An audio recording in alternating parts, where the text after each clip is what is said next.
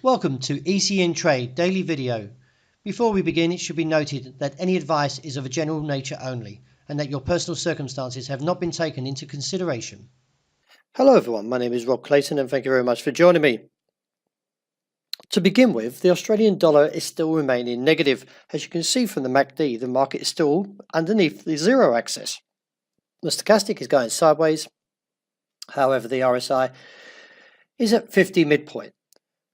Now we've had 5 tests at this level 76.85, but it hasn't broken. And the last couple of times you can see we've got 2 dojis. A little bit of indecisiveness.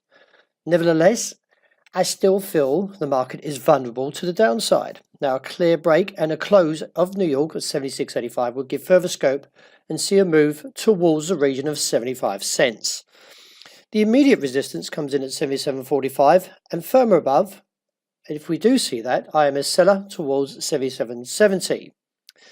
Well, the dollar index has been very whippy, and over the last few days, the market broke beneath 89.40, rebounded and tested that level again, but unfortunately on Friday slipped and back towards 89, the figure that is. So the market in the euro has back to above the 123 and now looking towards the test of 123.80 figure. I do expect to see this level fall. Overall, I am not fully bullish to the euro or negative to the US dollar. What's making this little bit of a tug of war is the fact that we've got the trade war fears from Trump and China. But nevertheless, if the US dollar does regain momentum, then we should see another turn back to the downside towards this region of 121.80 to 122, the figure. Looking at the weeklies of dollar yen, you can see the market is actually starting to bottom out a little bit as it approaches the 103.55 level since the break of 105. Overall, we could see further weakness into the coming week and see a move towards this region of 103.55, but I'm not bearish towards this region, and I do expect to see the market stage, like it did before back in October last year, a firm bull trend. So just be aware if you're trading from the short side. Little has changed in the pound over the last few days, and the market still remains underneath the 142 region. A couple of interesting comments from Brexit, but didn't really make any bullish sentiment or inspired the rally. And over the last few days, it's still pretty much unmoved. At present, I do expect to see the level of this uptrend that's now risen to 139 to be contested, at least by midweek.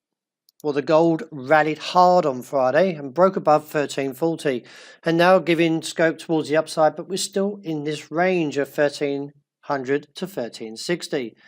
Over the pattern you can see here of the last 4 months, here's the market is still pretty much near the top of the range now, and I do expect to see the resistance around 66 to hold, but we could see it challenge this week. Nevertheless, market's a little bit softer on the open this morning, dropping away from 50 high, but I still feel the market could find support now in front of that 40 level.